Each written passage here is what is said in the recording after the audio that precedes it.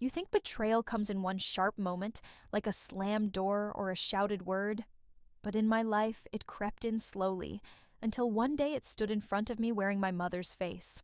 I was 17 when she packed my bags, not because I'd done anything wrong, not because we couldn't survive under one roof, but because she had built a brand new family.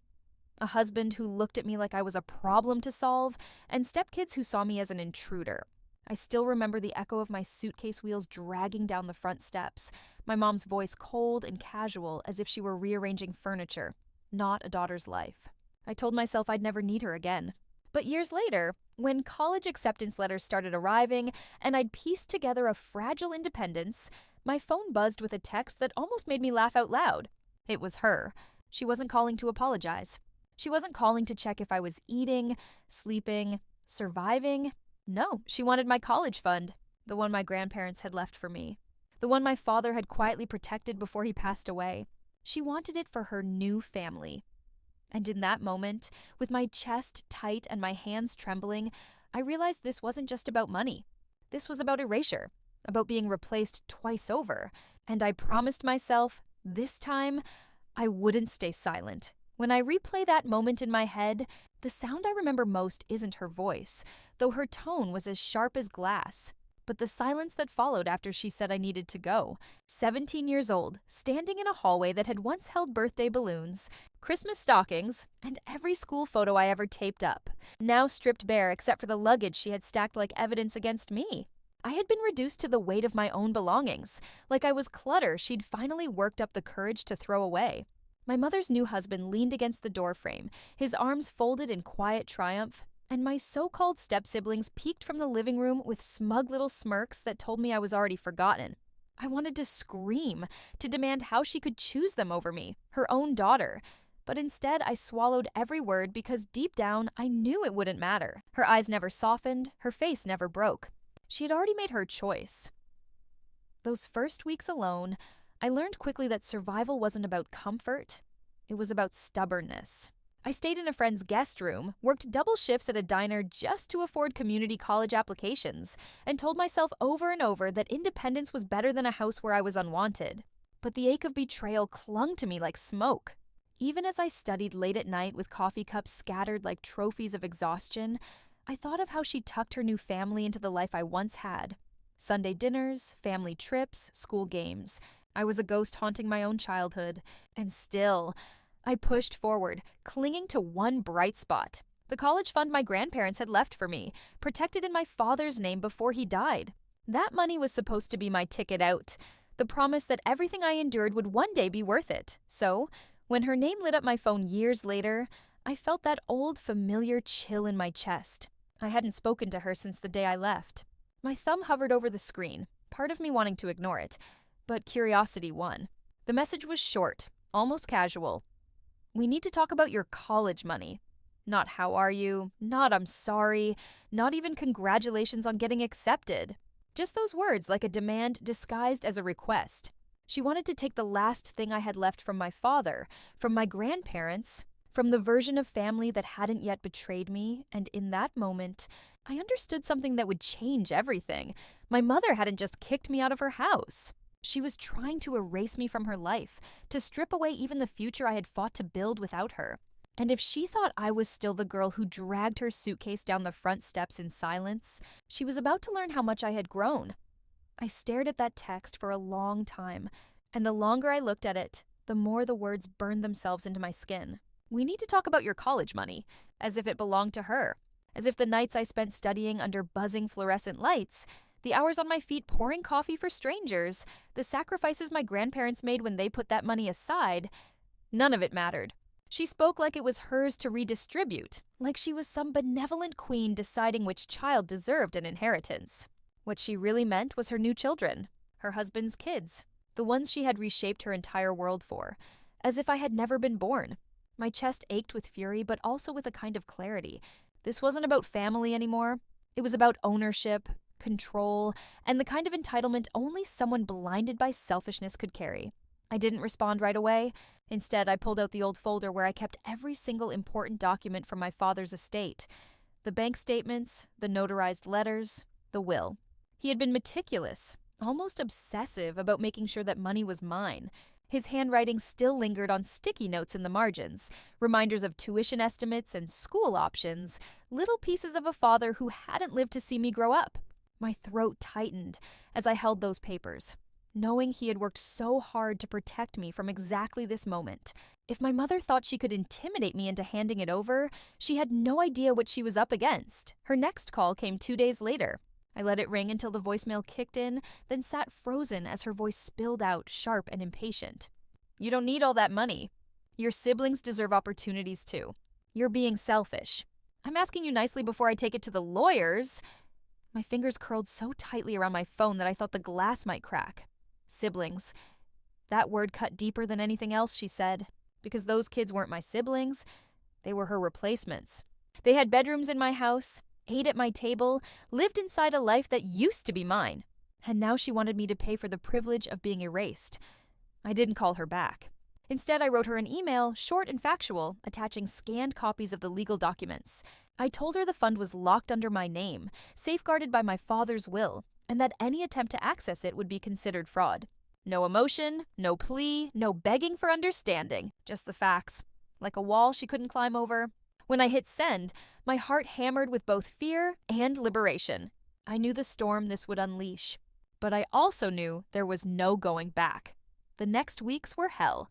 She showed up at my apartment unannounced, pounding on the door while her husband yelled threats down the hallway.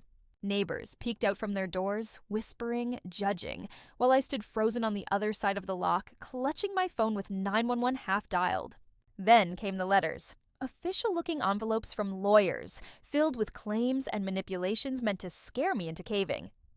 But each time I pulled out my father's papers, my armor, and reminded myself, this was mine. This wasn't selfish. This was survival. And then came the breaking point. The day she cornered me outside my campus library. Her voice was tight, almost shrill, as she hissed that I was ruining her new family, that I was cruel, that my father would be ashamed of me. For a moment, those words pierced me like knives. But then I remembered the handwriting on those sticky notes, the careful way he had circled tuition costs, the love he had poured into protecting my future. He hadn't been ashamed of me. He had been preparing me. And in that realization, something inside me hardened into steel. The confrontation outside the library didn't end with words. It ended with her screaming so loudly that campus security came running.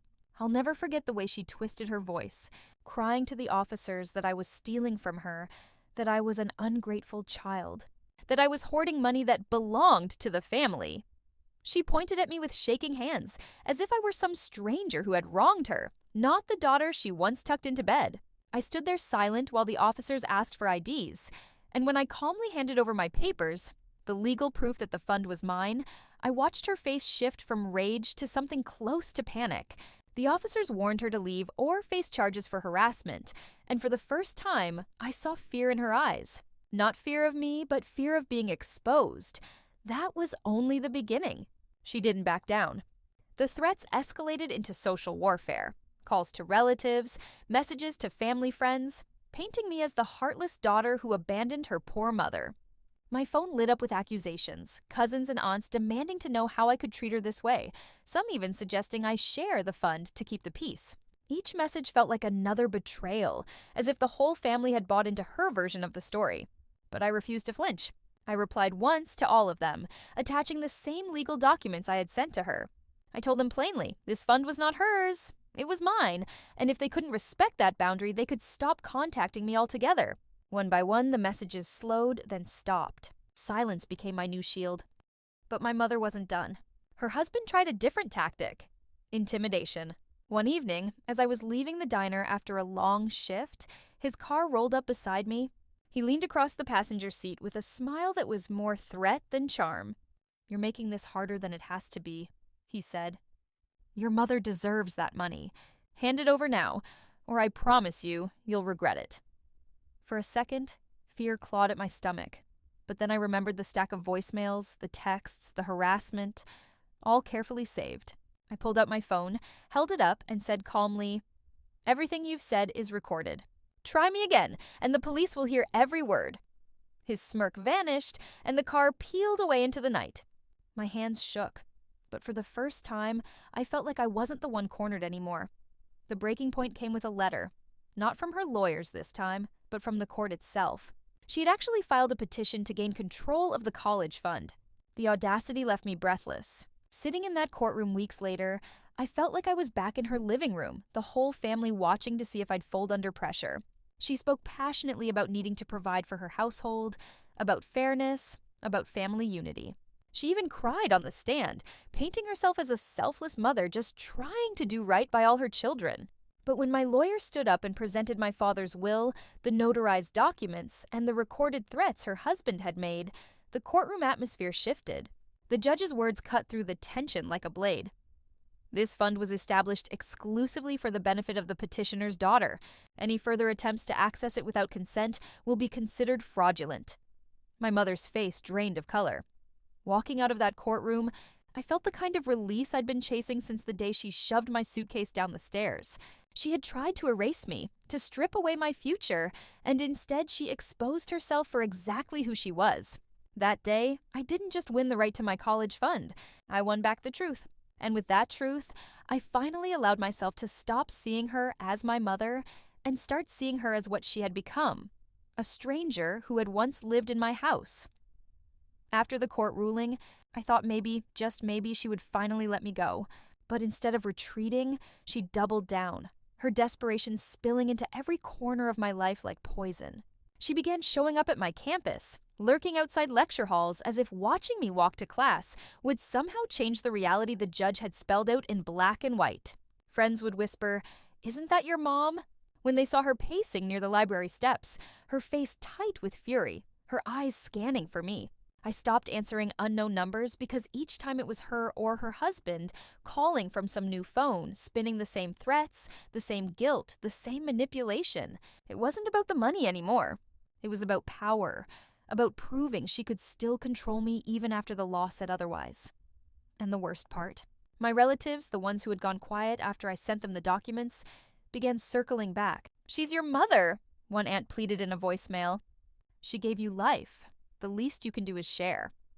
Another cousin messaged me saying, "Family is about sacrifice, not selfishness.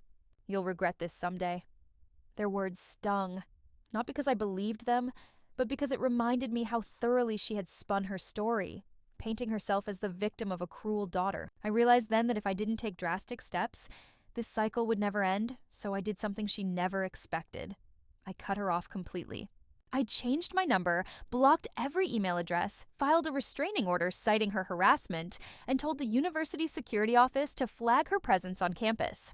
My lawyer sent her a cease and desist letter that made it clear any future contact would result in criminal charges.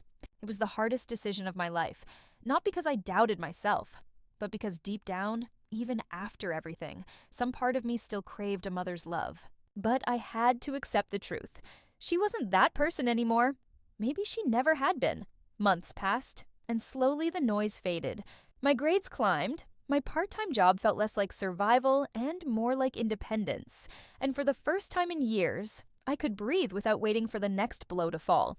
Then one night, scrolling through social media, I saw a photo of her new family, smiling at some vacation resort, her husband's arms slung around her, the stepkids beaming in their matching t-shirts. For a moment, bitterness surged in my chest, but then something strange happened. I felt relief, because none of it was built on me anymore. They weren't stealing my money, my future, or my name. They were just strangers on a screen, but the final act of revenge wasn't loud, wasn't messy. It came quietly, the day I walked across the stage at graduation, my diploma in one hand and a job offer letter in the other. Every cheer from the crowd felt like an echo of my father's voice. Every step a reminder that his sacrifices had not been wasted. I didn't see her in the audience. She wasn't invited. She didn't deserve to be. And that absence, once a wound, now felt like freedom. My revenge wasn't about destroying her. It was about proving she couldn't destroy me.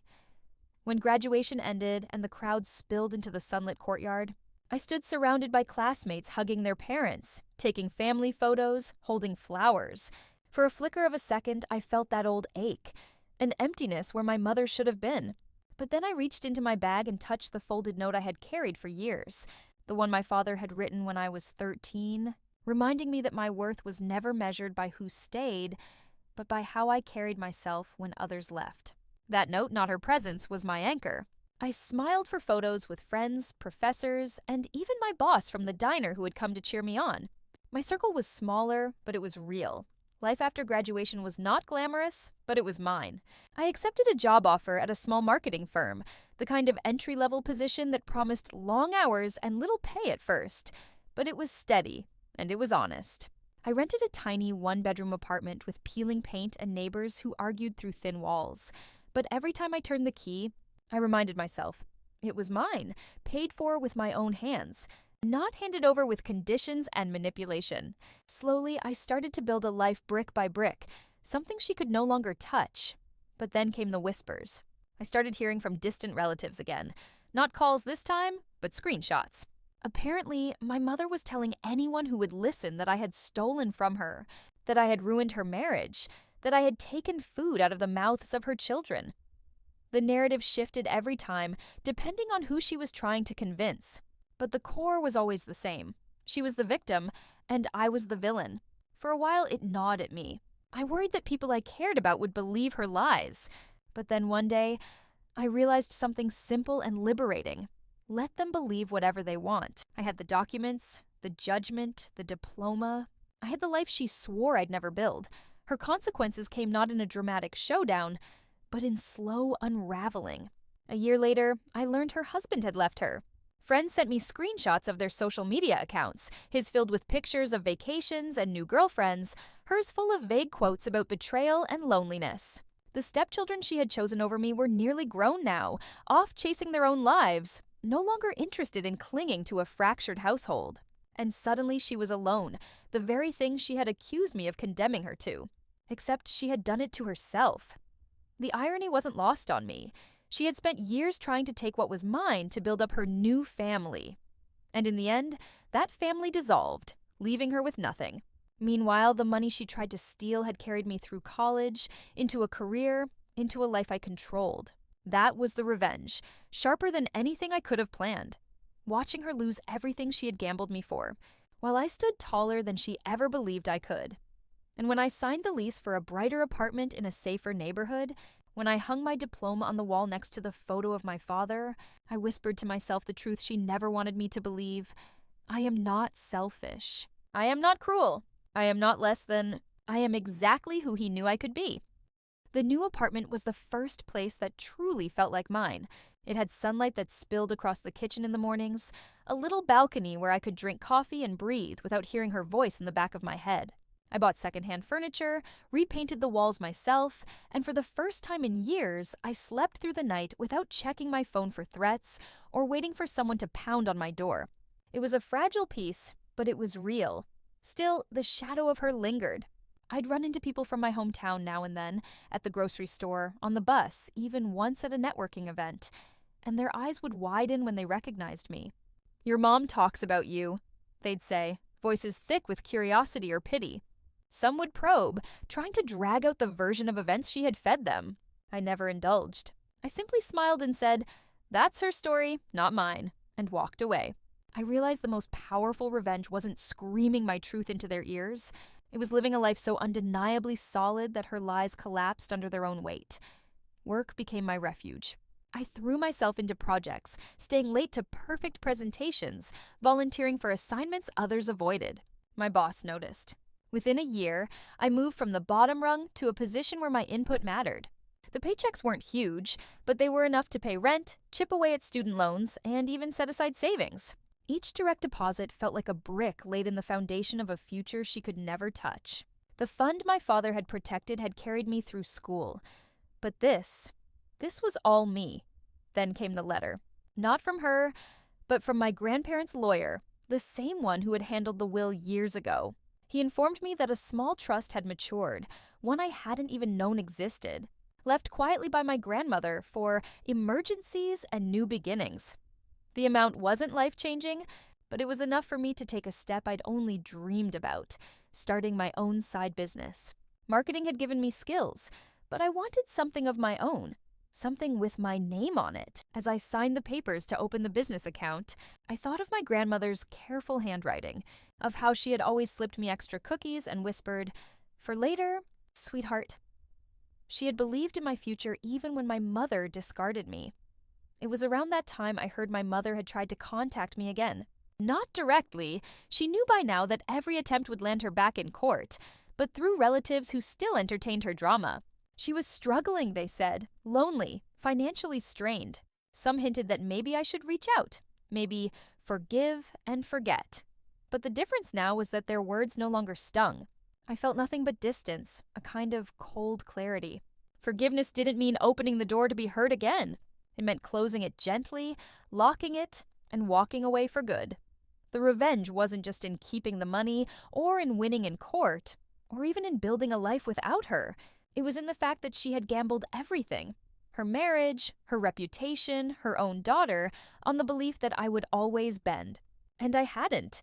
I was still standing, stronger than she had ever allowed herself to imagine. The years that followed felt like stitching myself back together with threads I wove by hand. My business began as a small side project, helping local shops manage their advertising and online presence, but word spread faster than I expected. Within 2 years, I had clients in 3 different states, and I wasn't just surviving anymore. I was thriving. I rented an office space with white walls and tall windows, a far cry from the cramped apartments where I once counted every coin.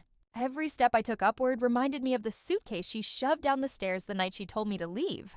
I thought about how she had looked at me then, like I was disposable. Now, each contract signed, each client referral, each invoice paid was proof that I was anything but. Of course, she lingered in the background like a storm cloud that never fully dissipates. I'd hear fragments of her life through whispers, through the grapevine of relatives I no longer called family. The man she left me for had moved on to someone younger, someone less complicated, leaving her to pick up the pieces of a family that was never truly hers. The stepchildren she once championed had grown distant, living their own lives, and they owed her no loyalty. The very people she threw me away for had abandoned her when the benefits dried up. There was a bitter symmetry in it, and though I didn't rejoice in her downfall, I also didn't mourn it. She had built her house on sand, and it collapsed exactly the way anyone could have predicted. The most telling moment came one Sunday afternoon when an old neighbor reached out, someone who had known us both when I was a child. She told me she had run into my mother at the grocery store. Frazzled, tired, arguing with the cashier over a declined card. She looked so small, the neighbor said softly, as if fishing for pity. But I felt none. Instead, I felt a strange calm. I had spent years carrying the weight of her choices, waiting for her to undo me, to take what I had built. But now, she was only a shadow of herself, powerless, no longer capable of touching my world. Meanwhile, my world was expanding. I had moved into a townhouse filled with light, decorated with pieces I had saved up for, each item a symbol of independence. I traveled for work, walked into boardrooms where people twice my age asked for my input, and for the first time in my life, I didn't feel like an outsider clawing for space. I belonged, and in the quiet evenings, when I sat on my balcony with a glass of wine, I would think of my father and grandparents, of the protection they had built for me, and I whispered a thank you into the night air. Their faith in me had carried me through the darkest days. The revenge, I realized, was never about tearing her down. It was about refusing to let her tear me down. It was about standing in the ruins she left me with and building something stronger, higher, unshakable. And as she faded into her own loneliness, I rose into a life I had earned, one she could never touch again. I used to believe closure would come with some dramatic showdown. Her begging for forgiveness, me delivering a final cutting line, maybe even her admitting what she had done. But real life isn't scripted that way. Closure came slowly, almost invisibly, through 1,000 little choices where I picked myself instead of chasing the ghost of a mother I once loved. It came every time I blocked another number, every time I paid my own bills, every time I laughed with friends who became family. Closure wasn't in her downfall. It was in my rise. Years later, when I stood in my own office, my name etched on the glass door, employees bustling inside, I caught my reflection and saw someone I barely recognized. Not the girl who dragged a suitcase down a staircase, not the college kid trembling as lawyers tried to strip her future away. I saw a woman forged in fire, one who had learned that sometimes the greatest revenge isn't payback. It's refusing to be destroyed. My mother thought she had ended me when she chose her new family, but all she did was free me to create my own. The last time I heard her name was through a distant cousin who mentioned she was moving again, chasing another chance at stability. I didn't ask questions. I didn't need to. She will spend her life searching for something she threw away the day she pushed me out of her home. I won't spend mine looking back. My story is no longer about her. It's about me. The life I built, the strength I found, the family I chose, and if there's one thing I've learned, it's this. Blood may tie you together, but love, respect, and loyalty are what make you family. My revenge was not letting her take those from me. My revenge was living fully, loudly, beautifully without her. So I'll ask you what I still ask myself some nights.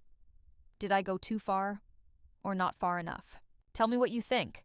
And if my story reminded you of your own strength, don't forget to subscribe, because sometimes the best stories of revenge aren't about destruction. They're about survival,